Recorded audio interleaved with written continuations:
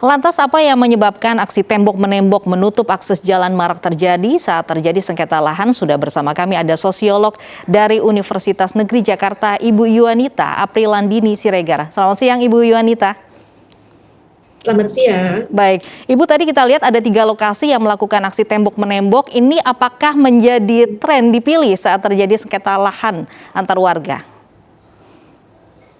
Oke, ini kan sebenarnya bukan masalah tren ya, tetapi ada sebuah pergeseran nilai ya di masyarakat kita. Jadi nampaknya ini nilai-nilai kebersamaan gitu ya, solidaritas, tenggang rasa, ini mulai bergeser gitu ke ranah yang lebih individualistis. Jadi hanya memikirkan kepentingan saya saja seperti itu, tidak lagi memikirkan kepentingan umum, dalam konteks ini kepentingan pendidikan ya, karena satuan pendidikan pesantren tadi kan akses jalannya tertutup seperti itu, Mbak. Baik, tapi adanya pergeseran nilai, tapi ini dianggap warga sebagai solusi yang instan. Karena gini, sebenarnya kan ini kalau perebutan lahan ya, ini kan ada irisan di mana jalan itu milik publik ya. Tetapi dari aspek SHM misalnya ya, sertifikat hak milik pribadi ya, yaitu orang yang memiliki tanah itu. Nah, irisan ini kan sebenarnya bisa diklaim dua pihak gitu kan. Apakah ini untuk kepentingan umum gitu ya, peruntukannya fasos fasum, ataukah ini untuk properti individu gitu. Nah, dia merasa karena ini kan ada aspek legalitas ya, ada punya SHM yang kuat gitu loh, bahwa ini properti saya, seperti itu. Baik, kemudian apa yang harus ditingkatkan selain tadi Anda tadi sebut begitu ada pergeseran nilai, kemudian apa yang seharusnya solusi yang tepat dengan adanya masalah yang terjadi ini? Oke, ini kan apa namanya, empati itu kita berusaha ya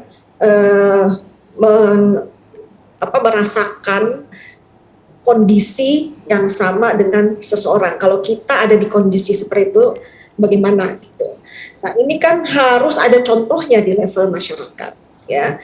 Nah, kalau kita tidak bisa lagi memberikan contoh-contoh dari pemimpin-pemimpin baik pemimpin formal maupun informal ya dalam masyarakat kita, bahwa solidaritas itu penting, tenggang rasa itu penting, kepentingan umum di atas kepentingan pribadi atau individu, ya akan hilang satu karakteristik khas bangsa kita ya, yaitu solidaritas. Baik, apakah nilai-nilai solidaritas itu yang tadi ada sebutkan, ada tenggang rasa itu mulai hilang, kemudian cara menumbuhkan kembali seperti apa, Ibu? Ini menemukan kembali ya, pertama kan adanya pemimpin ya yang menjadi role model gitu.